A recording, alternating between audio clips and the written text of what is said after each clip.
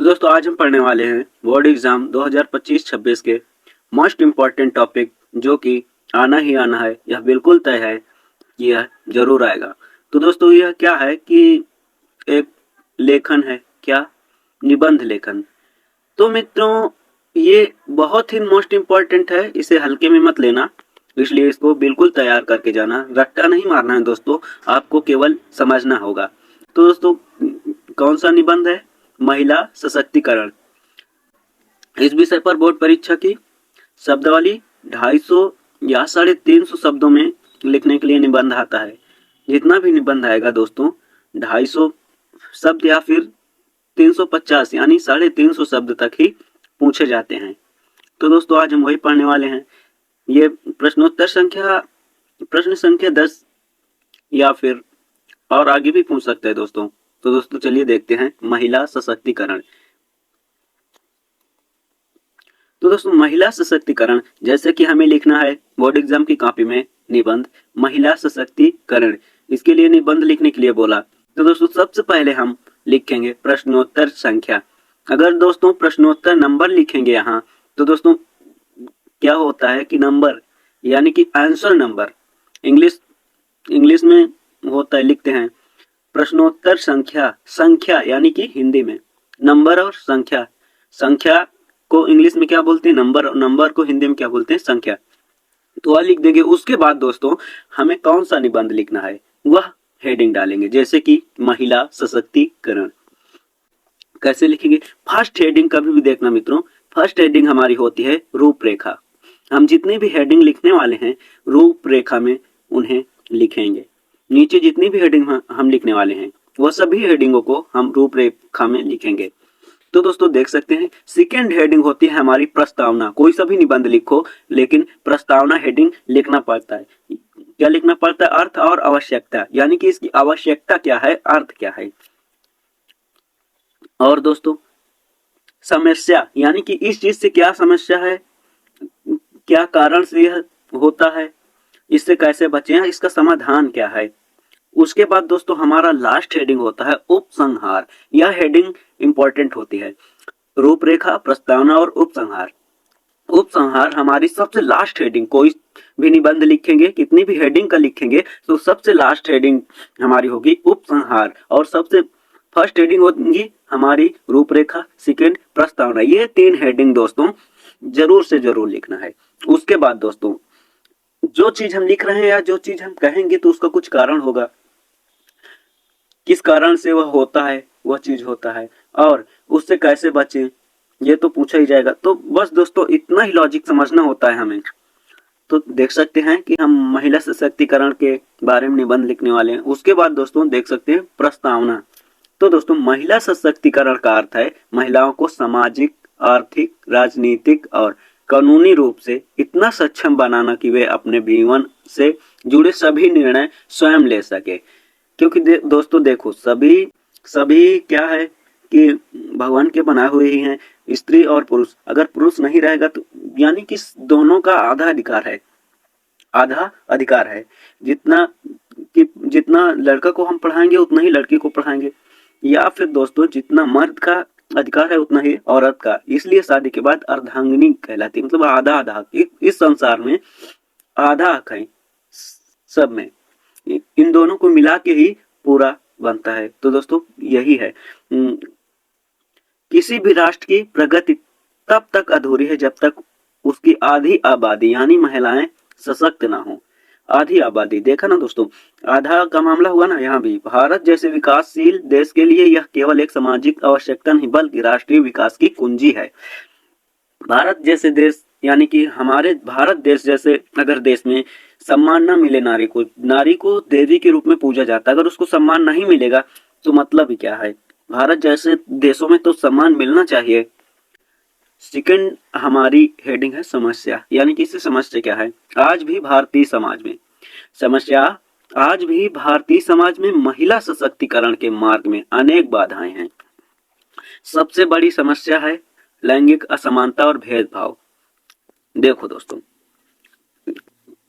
आज भारतीय समाज में महिला सशक्तिकरण के मार्ग में अनेक बाधाएं मतलब क्या होता है दोस्तों, जैसे कि रोक एक प्रकार का रोक है, यानी कि भेदभाव जैसा मामला आता है। भेदभाव कैसे करते हैं कि जैसे कि लड़का पैदा हुआ तो बहुत खुश हो जाते हैं, लड़की पैदा हुई तो दुखी हो जाते हैं। ऐसा नहीं होना चाहिए, ये प्राकृतिक की देन है, लड़का हो या फिर लड़की। उन्हें शिक्षा, स्वास्थ्य और रोजगार के समान अवसर नहीं मिलते हैं। हाँ दोस्तों, जैसे कि हमारे समाज में क्या होता है कि लड़कों को पढ़ाते हैं लेकिन लड़कियों को नहीं पढ़ाते हैं। कहीं कहीं ऐसा होता है, किसी किसी घर में ऐसा होता है कि एकदम नौकर की तरह रखते हैं। यही कारण, समस्या ये है। इसके अतिरिक्त दहेज प्रथा, घरेलू हिंसा और कार्यस्थल पर उत्पीड़न जैसी समस्याएं महिलाओं के आत्मसम्मान और स्वतंत्रता को चुनौती देती हैं। यानी कि दहेज प्रथा जैसे कि अगर लड़का की शादी होनी है तो देखो आसानी से हो जाती है, लेकिन लड़की की शादी अगर होना है तो भाई साहब 1.5-2 लाख रुपए एडवांस में रखना चाहिए। ये मतलब कि बहुत कठिन होता है। ऐसा समझो कि बोझ की तरह लगती हैं लड़कियां। अगला दोस्तों हेडिंग है हमारा कारण। महिला सशक्तिकरण की धीमी गति के मुख्य कारण निम्नलिखित हैं। रूढ़िवादी सोच और पितृसत्तात्मक समाज, पुरानी रीति रिवाजों और पुरुष प्रधान मानसिकता का हावी होना, निरक्षरता और गरीबी, शिक्षा की कमी महिलाओं को अपने अधिकारों के प्रति जागरूक नहीं होने देती है, सुरक्षा का अभाव, सार्वजनिक और निजी स्थानों पर महिलाओं की सुरक्षा सुनिश्चित न हो पाना। दोस्तों क्या होता है कि ऐसा लगता है कि जैसे कि हर जगह मर्द ही है, मर्द का ही होना जरूरी है, या फिर ये काम मर्द के हाथ से ही होना जरूरी है। ये सब पुरानी रीति रिवाज क्या होता है कि पुरानी रीति रिवाजों में ये सब जातिवाद पर महिलाओं पे ज्यादा दबाव डालते थे, महिलाओं को पढ़ने नहीं दिया जाता था, मतलब एक वस्तु के समान मानते थे। जब मन करे तब पहन लो, जब मन करे उतार के फेंक दो, मतलब एक वस्तु के समान समझते थे। कोई इज्जत नहीं, महिला की कोई इज्जत नहीं। क्या वो इंसान नहीं है ना भाई? तो आधा उनका भी हिस्सा है इस पृथ्वी में या इस संसार में। आधा क्या पूरा हिस्सा है। अगर कोई बंदा अकेले जीवन जी रहा है, कभी भी वो ऐसा हो ही नहीं सकता, क्योंकि प्राकृतिक ऐसा होने ही नहीं देती। अगर दोस्तों क्या है, अगर प्राकृतिक को सिर्फ एक लोगों को, पुरुष लोगों को ही अधिकार देना होता तो प्राकृतिक जो है वह महिलाओं को जन्म ही नहीं देती, यानी कि महिलाओं को बनाती ही नहीं। यही सोच लो। इसलिए उनका भी पूरा अधिकार है और हमारा भी पूरा अधिकार है। जो शिक्षित होते हैं वो समझते हैं, लेकिन जो अशिक्षित होते हैं उनको किसी ने बोल दिया ये है, ऐसा नहीं करना चाहिए, औरतों को ऐसा नहीं करना चाहिए, वो नहीं करना चाहिए, तो वो दबाव डालते हैं। तो मतलब यही होती है नीची सोच। अगली हेडिंग है दोस्तों समाधान, मतलब इससे कैसे बचें।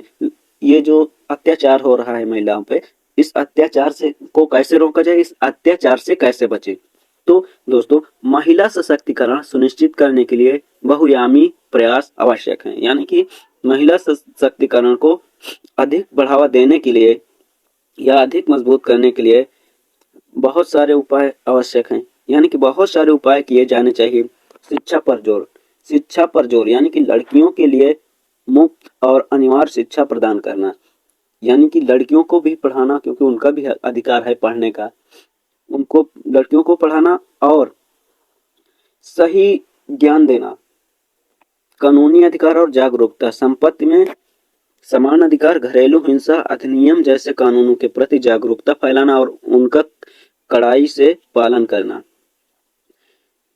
जैसे कि कभी कभी देखते हैं कि किसी किसी घर में औरतों को बहुत बुरा सामान मिलता है, यानी कि देखते होंगे कि कोई कोई बंदा ऐसा होता है, दारू पी के आता है, मारता है, गाली देता है, ये करता है वो करता है, उसके पास जितना पैसा होता है वो सब निकाल लेके चला जाता है, जुआ में उड़ाता है, ऐश करता है, खुद तो ऐश करता है, लेकिन उसको न जीता है और न जीने देता है। जीने ही नहीं, सुख से जीने ही नहीं देता। वो मर भी नहीं सकती, वरना उसके ऊपर कलंक लगेगा, दुनिया गलत बोलेगी उसको। तो ये होती है हिंसा, घरेलू हिंसा। आर्थिक स्वतंत्रता, उन्हें रोजगार के अवसर प्रदान करना और अधमिकता को बढ़ावा देना, यानी कि उन्हें भी रोजगार चाहिए, उनका भी अधिकार है, तो इस पे जोर देना।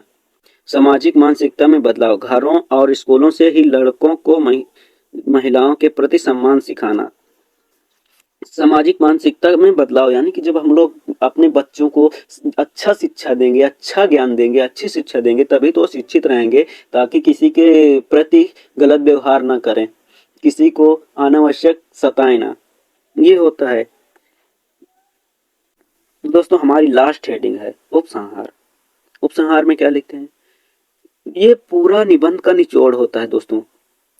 महिला सशक्तिकरण एक सतत प्रक्रिया है जिसके लिए सरकार, समाज और व्यक्तिगत स्तर पर दृढ़ इच्छा शक्ति की आवश्यकता है। जब महिलाएं सशक्त होंगी तब वे न केवल अपना बल्कि अपने परिवार, समाज और देश का भविष्य बेहतर बनाएंगी। बेटी बचाओ बेटी पढ़ाओ जैसे अभियानों को जन आंदोलन बनाकर ही हम एक सच्चे, समृद्ध और समानतावादी भारत का निर्माण कर सकते हैं।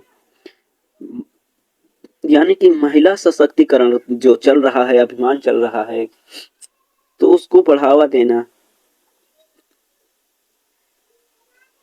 जिससे दोस्तों क्या है कि पूरे समाज को सोचना चाहिए, पूरे समाज को सोचना चाहिए। यह अभियान अभियान को पूरी तरह से इसके नियम जो हैं फॉलो करना चाहिए। अपने बेटियों को भी पढ़ाना चाहिए, बेटा हो या फिर बेटी। कोई कोई तो ऐसा होता है जैसे कि अगर बेटी पैदा हुई तो अस्पताल से बेच लेते हैं। ऐसी मतलब गिरी हुई सोच के इंसान होते हैं, उनको सुधारना, यही तो है दोस्तों महिला सशक्तिकरण। ऐसा नहीं करना चाहिए।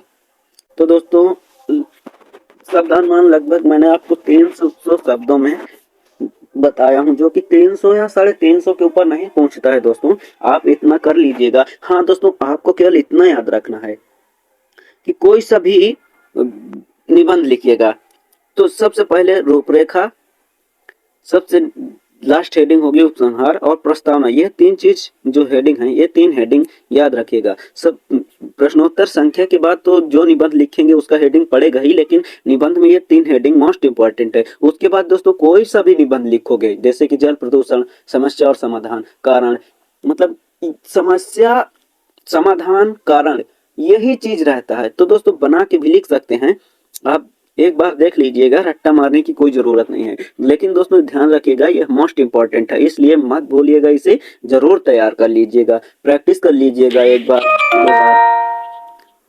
एक दो बार प्रैक्टिस कर लीजिएगा लिख के, ताकि बोर्ड एग्जाम में लिखने में प्रॉब्लम्स ना आए दोस्तों। तो चलिए दोस्तों, मिलते हैं अगले वीडियो में। जब तक के लिए जय हिंद, जय भारत। लेकिन दोस्तों अगर आपको हमारा वीडियो पसंद आया हो तो हमारे हमारे वीडियो को लाइक, शेयर और चैनल को सब्सक्राइब करना ना भूलें। तो चलिए दोस्तों, मिलते हैं अगले वीडियो में। जब तक के लिए जय हिंद, जय भारत।